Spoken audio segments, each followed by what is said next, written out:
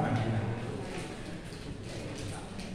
Kemudian yang ketiga adalah wafatnya Nabi Muhammad SAW sama pada hari Senin 12 Rabiul Awal tahun 11 Hijriah.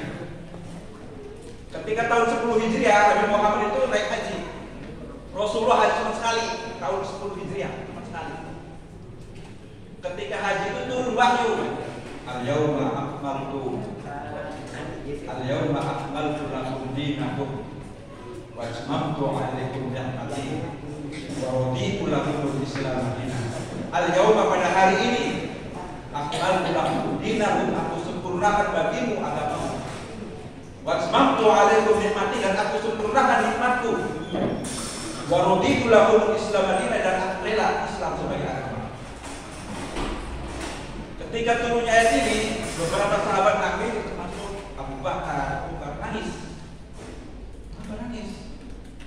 Kalau Islam ini sudah sempurna, ini alamat kita akan ketemu lagi dengan Rasulullah. Pusing kita kalau ada Rasulullah. Kalau ada Rasulullah kan enak, ada masalah apa kita tanya, dia datang. Tapi kalau Rasulullah sudah nggak ada, bikin kepala kita pusing, makanya nangis Abu Bakar. Itu tahun ke-10 Hijriah, yaitu bulan Zulhijjah. Turun waktu yang terakhir. Muharram, Zulhijjah, Muharram, Safar, Rabiul Awal. Itu gak pernah turun waktu. Bulan Rabiul Awal sakit, terus meninggal dunia. Itu peristiwa penting yang terjadi pada bulan Rabiul Awal. Bapak dan Ibu di kampung Lampati, alhamdulillah ini bapak-bapak dan ibu saya namanya punya semangat hadir di pengajian. Memang mohon banyak pengajian yang mati. Alhamdulillah bapak sesepuh kita juga datang paling awal, Bapak Haji Ahmad Al-Qur'an. Setengah jam sebelum acara sudah hadir. Jazakumullah khairan. Mempunyai ruh jihad yang sangat besar. Memang kami usahakan untuk pengajian jam 9 mulai. Jam 9 tepat mulai. Supaya tidak dibiasakan ngaret. Seluruh dunia mengakui bahwa disiplin itu bagus, disiplin itu hebat. Makanya harus dimulai dari Muhammadiyah. Kita menyuarakan disiplin, tapi kita kadang-kadang terlambat, ngaret. Sampai dikritik orang Islam itu tepat kalau buka puasa aja. Ada langsung kalau yang lainnya molor. Ini ada kritikan disiplin kalau buka puasa itu kan sunnah. Yang lain juga harus supaya disiplin. Bapak dan Ibu yang saya hormati, Allah berfirman dalam Al-Quran, laqad kana lakum fi Rasulillahi uswatun hasanah liman kana yarjullaha wal yawmal akhir wa dzakarallaha katsiran. Laqad, sungguh benar-benar ada pada diri Rasulullah suri tauladan yang baik. Liman kana yarjullaha, siapa yang berharap Allah, wal yawmal akhir, dan hari akhir, wa dzakarallaha katsiran, dan dia banyak berpikir kepada Allah.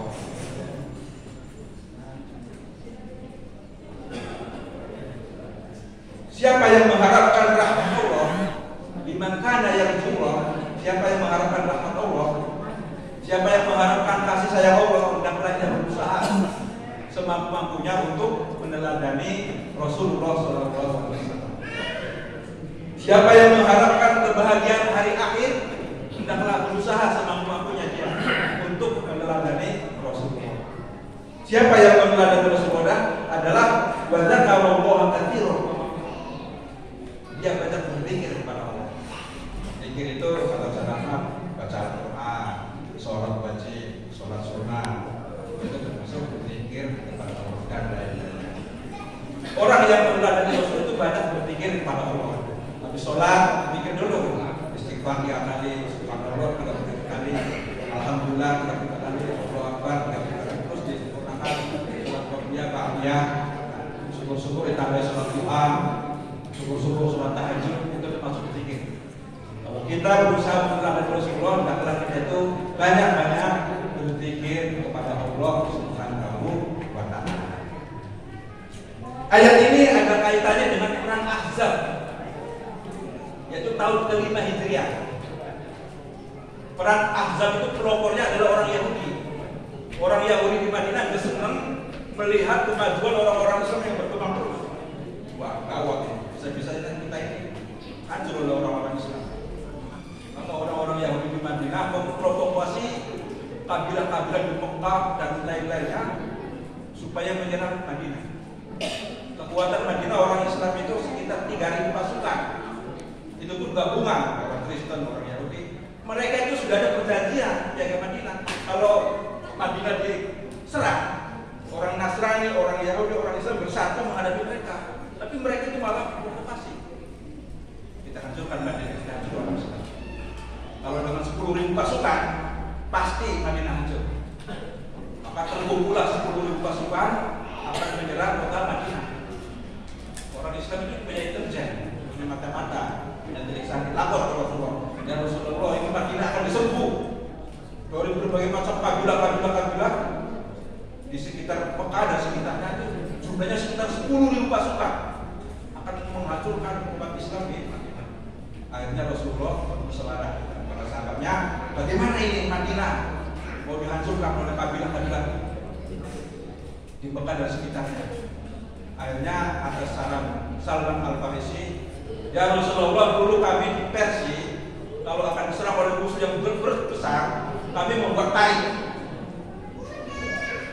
Makanya perang itu dinamakan perang Hondah atau perang tarik. Nama lainnya perang Ahzab, terjadi pada tahun 5 Hijriah.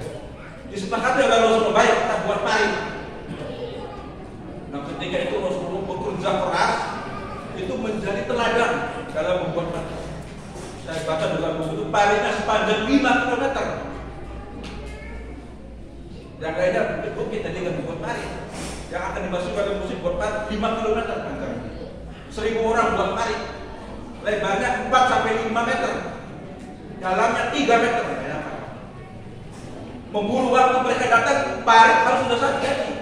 Makanya Rasulullah dalam beberapa hadis disebutkan pernah sholat asar pada waktu maghrib. Itu di hadis Abu Bakar, Umar, hancurin orang-orang kafir, membuat kita sholat asar pada waktu maghrib. Bahkan ada lagi hadis yang lain, karena penggabungan itu selama 7 bulan, sholat zuhur, asar, maghrib, isya dikerjakan pada waktu isya. Kalau tidak salah dari kitab tarjih ada sholat itu sholat yang terrela. Di sini lakukan adalah bukti Rasulullah uswatun hasanah, menjadi teladan ketika membuat tarik berhari-hari sejauh 50 km. Bayangkan, takut musuh datang, kita belum selesai sampai sholat zuhur nanti tangguh, asar nanti lagi, maghrib nanti lagi, isya bukan kita sholat zuhur, asar, maghrib, isya pada waktu isya. Karena pengepungan itu selama 1 bulan. Begitu mereka datang, kaget. Ternyata ada panik. Mau melompat tidak bisa, persiapan tidak ada. Dijaga oleh pasukan pemanah yang kuat dari para sahabat Nabi. Jadi seandainya mereka jatuh ke dalam tarik 3 meter, Pak. Ini berapa meter tingginya? Ini nih, Pak. Ini 3 meter. Bisa nggak kita loncat? Kan nggak bisa. Lebarnya 5 meter, ada nggak di 5 meter? Wah, enggak. Ini saya jauhnya nggak tahu 5 km. Patrol lancar. Sementara yang lainnya gunung, bukit. Mereka belum siap naik bukit. Ada buat kemah di sekitar Tarik. Selama 1 bulan mereka berpikir bagaimana. Lalu Allah berfirman, ya ayyuhalladzina amanu udhkuru ni'matallahi 'alaikum idz ja'atkum junudun. Hai orang-orang yang beriman, ingatlah nikmat Allah pada kamu ketika datang kepada kamu tentara-tentara yang banyak. Lumpuh di samping Tarik. Fa arsalna 'alaihim rihan. Lalu kami kirim angin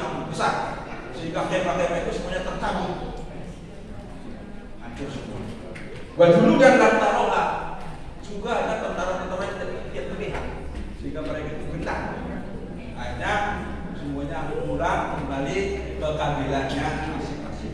Itu kisah perang Ahzab atau perang Khandaq. Dinamakan Khandaq karena artinya Khandaq itu panik. Ahzab adalah dia menyerang Madinah dan berbagai pagi. Terus kata Rasulullah, mulai sekarang gantian kita akan menyerang mereka. Nah sejak saat itu Madinah nggak pernah diserang, tapi Rasulullah yang menyerang. Pada zaman Nabi ini akhirnya orang-orang Yahudi yang provokator tadi semuanya diserang oleh Nabi. Ketika Rasulullah kan orang-orang Yahudi sempat terusir dari kota Madinah. Memang berat menghadapi orang-orang Yahudi itu berat. Menghadapi orang-orang Yahudi itu berat. Untuk apa Rasulullah diutus ke bumi ini? Untuk apa Rasulullah Nabi Muhammad diutus ke bumi ini? Banyak. Di antaranya untuk menyeru manusia supaya beribadah kepada Allah Subhanahu wa taala. Ya ayyuhan nas, u'budu rabbakumul ladzi khalaqakum wal ladzina min qablikum la'allakum tattaqun. Ini sering dibaca oleh Ustaz Haji Ahmad Raudin dalam Al-Baqarah. Wahai manusia, ya ayyuhan nas, u'budullah, sembahlah Allah, beribadahlah kepada Allah. Alladzi khalaqakum, yang telah menciptakan kamu, yang telah menciptakan kita semua. Walladzina min qablikum, dan orang-orang sebelum kamu, la'allakum tattaqun, supaya kamu bertakwa. Jadi tugas Nabi Muhammad menyeru kita manusia supaya beribadah kepada Allah Subhanahu wa taala dan mengesahkannya, bertauhid kepadanya. Dalam ayat yang lain, wa'budullaha wa la tusyriku bihi syai'a. Sembahlah Allah dan jangan mensekutukan Allah, mensejajarkan Allah dengan lainnya.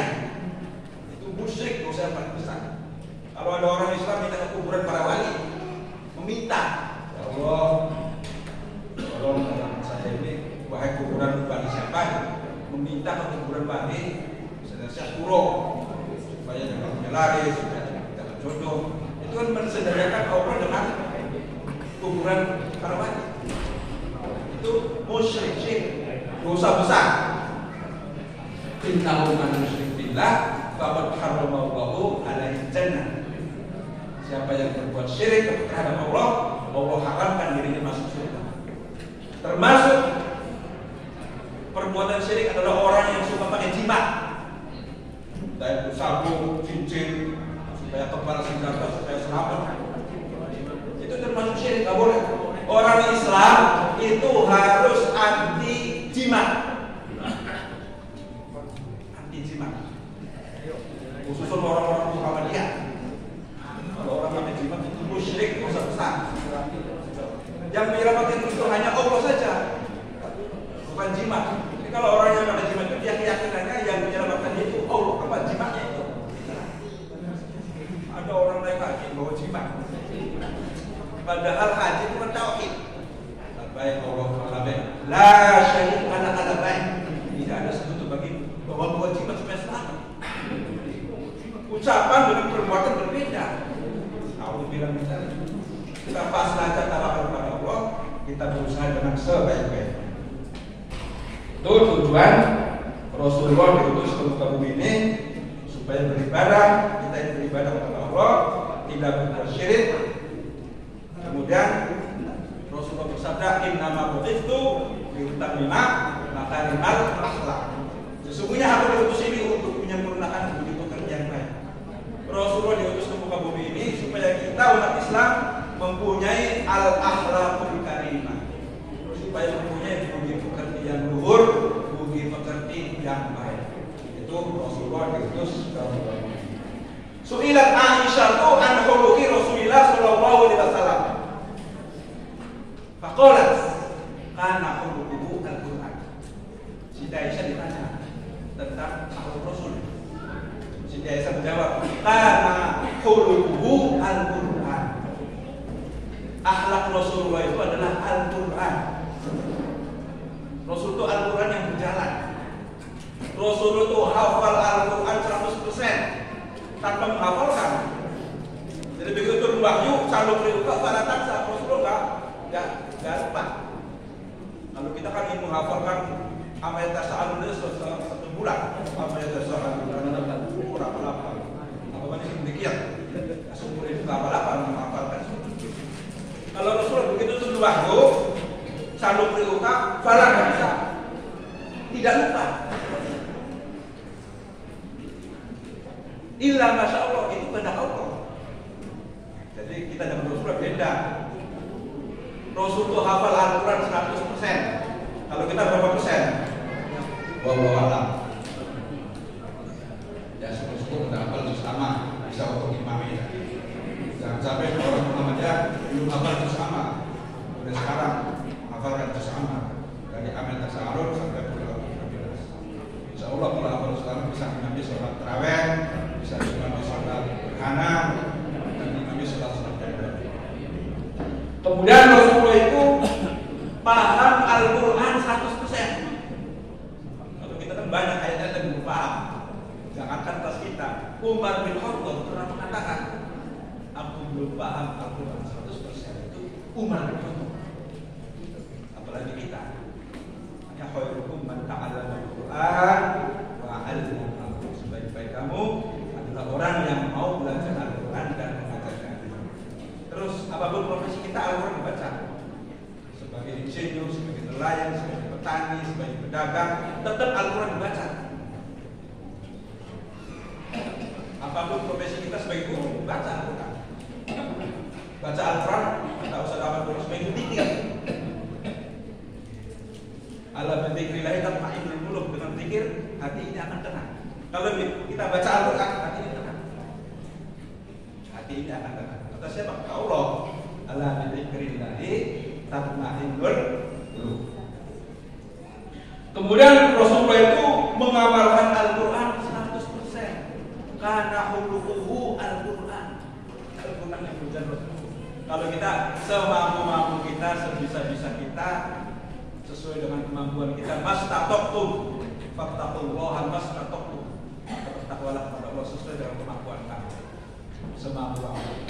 Kalau kita sebagai Rasulullah nggak bisa. Nggak bisa. Berapa persen? Yang penting kalau kita punya iman, punya amal soleh, insya Allah Allah akan mengampuni dosa-dosa kita dan akan memasukkan kita ke dalam surga. Amin. Ya Allah. Itu aja. Punya iman, punya amal soleh.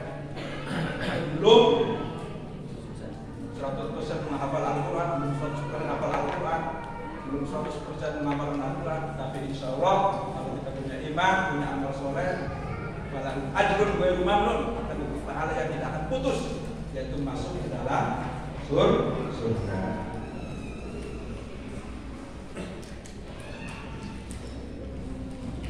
Pernah Rasulullah itu umat kami mengamalkan Al-Quran, itu perlu apa itu? Dan Tuhan pilih di sana kan tak jalan. Tuh usah umat kami ngapalin Al-Quran, kamu sudah hafal. Inna alaina jam'ahu, kami sudah membuat kamu hafal dalam diri kami. Kalau kita mau menghafalkan dalam umat kami harus. Maksudnya belum hafal apa? Nyekro, kata para ahli tahfidz, bacalah 40 kali insyaallah hafal. Nyekro bismillahirrahmanirrahim. Khalaq, baca 40 kali hafal. Ya terus 10 kali belum terus, nanti itu lama-lama apa? One day one ayat, satu ayat, baca 40 kali. Kalau ingin sempurna, baca 100 kali. Ya terus bismillahirrahmanirrahim. Kholak 100 kali, hafal. Terus one day one ayat. Jadi berapa ayat yang ikro itu? Misalnya 20 ayat, 20 hari. Itu teori, prakteknya yang susah. Jadi Al-Quran itu adalah kitab suci yang mulia, Al-Quranul Karim. Mengapa mulia? Karena firman Allah. Allah Maha Mulia, Tabaraka wa Ta'ala Maha Mulia. Dibawa oleh malaikat Jibril yang mulia, diturunkan kepada Nabi Muhammad yang mulia. Jadi kalau kita dekat dengan Al-Quran, kita akan menjadi orang yang mulia. Baca Al-Quran, pahami. Sekarang ini enak terjemahnya, di HP juga ada dia terjemahnya, tafsirnya. Hadir di majlis taklim ini akan menguatkan iman kita ini.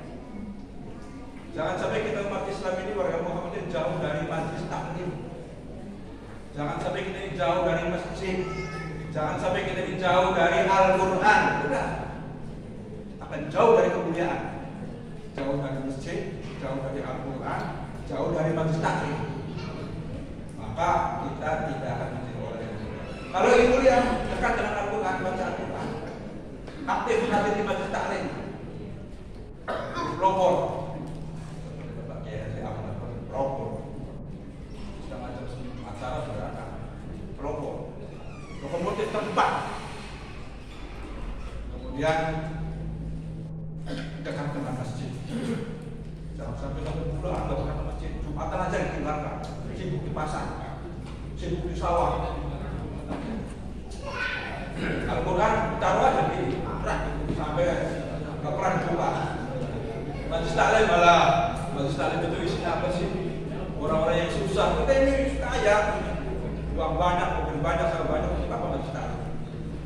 Nah, itu orang-orang yang tidak akan beli. Kita ini tidak dekat dengan masjid, dekat dengan Al-Quran, dekat dengan majelis taklim, dekat dengan orang-orang yang soleh. Insya Allah kita akan menjadi orang yang mulia. Bapak dan ibu-ibu yang hormati, memang Rasulullah itu menjadi suri teladan bagi kita, diakui oleh istri-istrinya, diakui oleh anak-anaknya, diakui oleh sahabat-sahabatnya, bahkan oleh lawan-lawannya diakui. Ketika umur 35 tahun sudah mendapatkan gelar alami, dapat dipercaya. Allah sendiri memuji Nabi Muhammad. Wa innaka la'ala khuluqin 'adzim. Dan sesungguhnya engkau benar-benar di atas budi pekerti yang agung. Allah sendiri yang mengatakan, dipuji oleh Allah Subhanahu wa taala. Sungguh kau benar-benar di atas budi pekerti yang agung. Makanya kita disuruh berusaha semampu kita untuk meneladani Rasulullah sallallahu alaihi wasallam.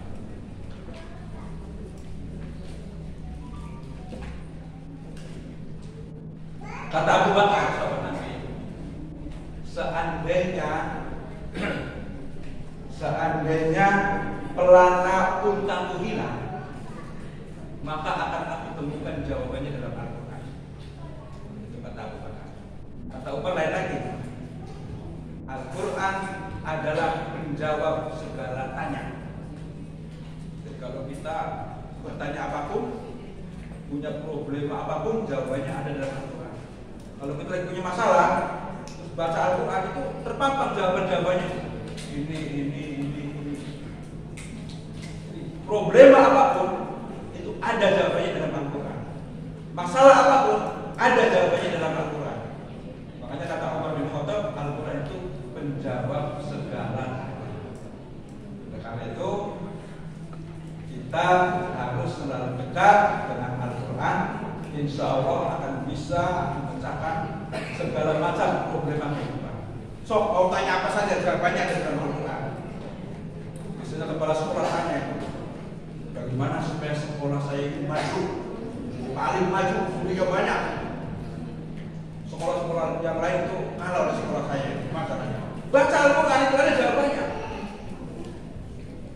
Pak kepala SMK, kepala SMP, kepala SD, kepala TK, kalau ingin maju sekolahnya, baca Al-Quran itu ada jawabannya ada. Supaya sekolah Anda itu maju, sekolah yang terhebat ada dalam Al-Quran. Kalau nggak bertanya, saya mau buka Al-Quran. Ada jawabannya. Karena Al-Quran itu adalah penjawab segala tanya. So, nanti mau tanya apa saja ini, saya yang Nasruddin ini akan jawab dengan Al-Quran. Ada sebenarnya jawabannya. Bapak Ibu yang berbahagia, Al-Quran itu akan bermanfaat bagi kita. Itu rumusnya itu 3M. Pertama, membacanya. Alhamdulillah sudah bisa. Kedua, memahaminya. Sekarang kita hadir ini sedikit-sedikit memahami. Yang ketiga yang paling berat ini, mengamal kalimat. Paling berat mengamalkannya. Masih banyak ayat-ayat Al-Quran yang belum kita amalkan sampai Qurannya. Tapi sekali lagi semampu kita amalkan Qurannya.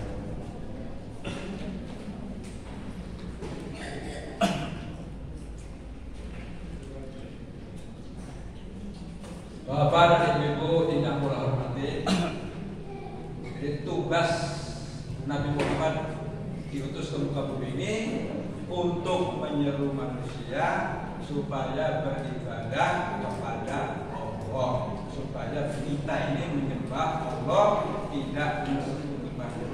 Alhamdulillah kita ini yang hadir sini insya Allah selalu beribadah kepada Allah, sholat jam 5 waktu. Kalau kita sudah mengerjakan sholat 5 waktu, berarti kita ini dalam diri kita ini ada iman. Kita hadir di sini karena ada iman. Tanpa iman gak mungkin kita hadir. Hanya orang yang beriman yang bisa hadir di majelis taklim ini. Makanya alhamdulillah ala ni'matil iman wal Islam. Alhamdulillah ala ni'matil iman wal Islam. Kata Rasulullah itu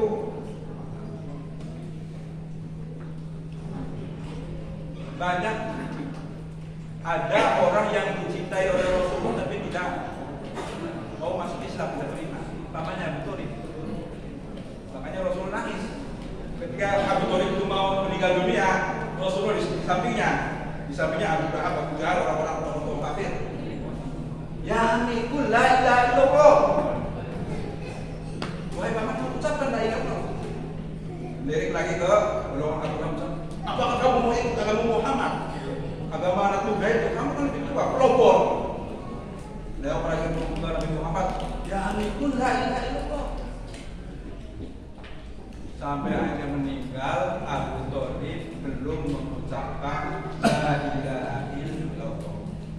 Nabi Muhammad bukan nangis, manusia sedih, kenapa gak masuk Islam sama saya ini?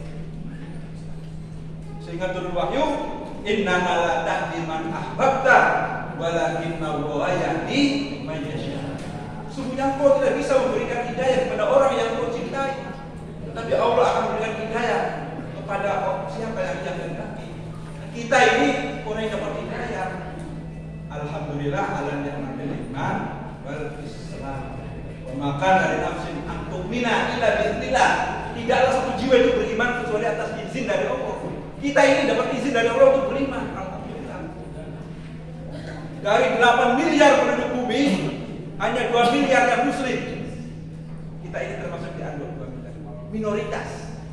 Mayoritas penduduk bumi adalah orang-orang yang non-muslim, orang-orang kafir.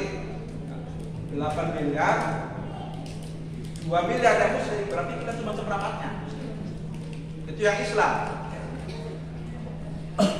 Oleh karena itu, wa makana li nafsin an tu'mina illa biiznillah. Tidaklah satu jiwa itu beriman kecuali atas izin dari Allah. Oleh karena itu iman yang ada dalam diri kita supaya dipelihara, dijaga. Kata Ibnu Taimiyah, al-imanu yazidu wa yanqus. Iman kita ini kadang-kadang kuat, kadang-kadang lemah. Kapan iman kita kuat? Al-imanu yazidu bit thaqah. Iman kita akan kuat kalau kita banyak taat kepada Allah, banyak beribadah kepada Allah. Kapan iman kita lemah? Wa yanqusu bil ma'asi, banyak berbuat maksiat. Senang meninggalkan sholat, senang berjudi, senang minum minuman keras. Itu berarti iman kita itu lemah. Tapi kalau kita lagi rajin beribadah, rajin baca Al-Quran, pelopor di majelis taklim, itu iman kita lagi kuat. Sudah dijaga, tadi kata baca jadi iman selalu diperbaharui iman kita itu. Makanya Allah berfirman, ya ayyuhalladzina amanu aminu billahi wa rasulihi wal kitabil ladzi nazzala ala rasulihi wal kitabil ladzi anzala min qablu wa may yakfur billahi wa malaikatihi wa kutubihi wa rusulihi faqad dhalla dhalalan ba'ida. Ya ayyuhalladzina amanu, hai orang yang beriman. Sudah kemarin saya terangkan di masjid. Aman itu fi'il madi, al-fi'lul madi. Hai orang-orang yang telah beriman.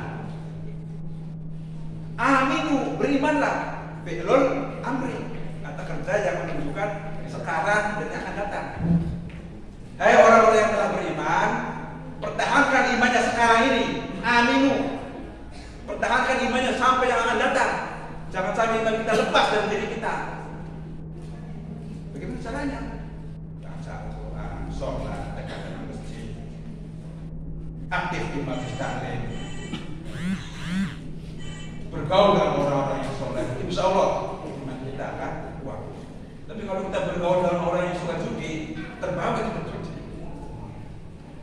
Bergaul dengan orang tua adu ayam, lama-lama ikut adu ayam. Bergaul dengan orang yang suka mabuk, lama-lama nyicipi. Jauhi, jangan, nanti kita terbawa. Bergaul dengan orang soleh yang aktif di majelis taklim, aktif di masjid. Insya Allah kita akan. Kata Rasulullah, kalau bergaul dengan tuang pandai besi, ini kecipratan oleh apinya daripada bolong ini keindah. Kalau bergaul dengan penjual minyak wangi, kata di Nusa Tenggara ini akan ikut wangi. Nyicipi parfumnya nih, kita kayak pakai parfum, ikut harum ya. Jadi iman kita ini supaya selalu dipertahankan sekarang ini dan yang akan datang.